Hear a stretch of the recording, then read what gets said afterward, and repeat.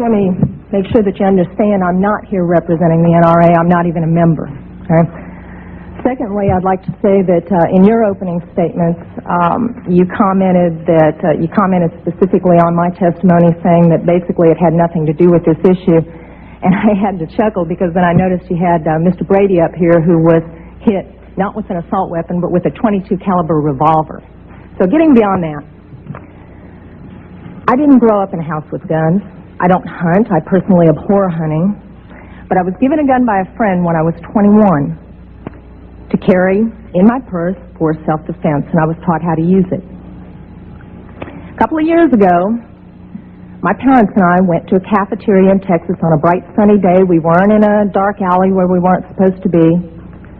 And as you all know the story, this madman drove his truck through the window, and he began shooting. Well, immediately, my father and I got down on the floor and put the table up in front of us. And this guy kept shooting. And you're thinking, what could it be? Is it a robbery? That's the first thing that generally comes to mind.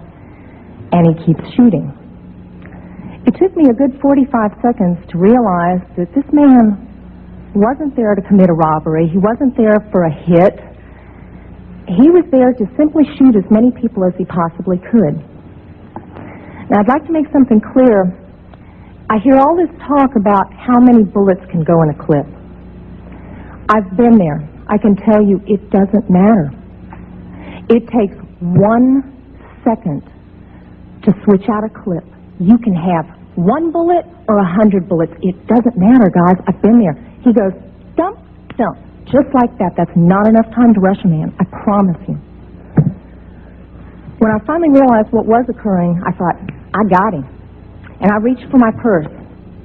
He was maybe 12 feet away. Is it possible my gun could have jammed? Sure. Is it possible I could have missed? Sure. But I can tell you I've hit much smaller targets at much greater distances.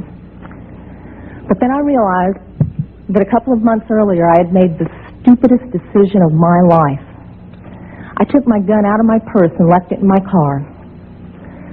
Because as you well know, in the state of Texas, it's sometimes a felony offense to carry a gun in your purse. I can tell you that I'm not mad at the guy that did this.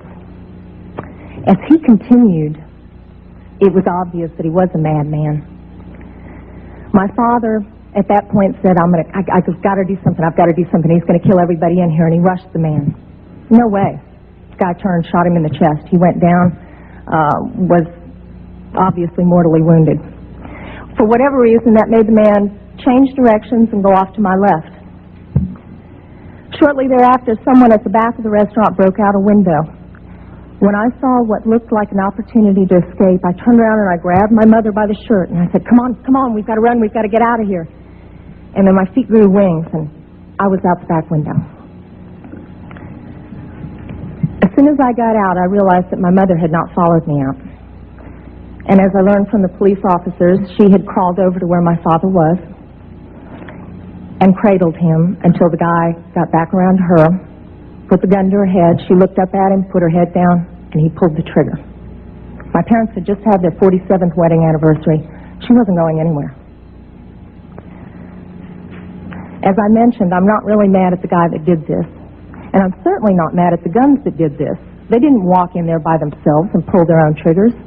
The guy that did it was a lunatic. That's like being mad at a rabid dog. I'm mad at my legislators for legislating me out of the right to protect myself and my family. I would much rather be sitting in jail with a felony offense on my head and have my parents alive. As far as these so-called assault weapons, you say that they don't have any defense use. You tell that to the guy that I saw on a videotape of the LA riots, standing up on his rooftop, protecting his property and his life from an entire mob with one of these so-called assault weapons. Tell me that he didn't have a legitimate self-defense use. Just one final statement. I've been sitting here getting more and more fed up with all of this talk about these pieces of machinery having no legitimate sporting purpose, no legitimate hunting purpose, People, that is not the point of the Second Amendment. The Second Amendment is not about duck hunting. And I know I'm not going to make very many friends saying this, but it's about our right, all of our rights, to be able to protect ourselves from all of you guys up there.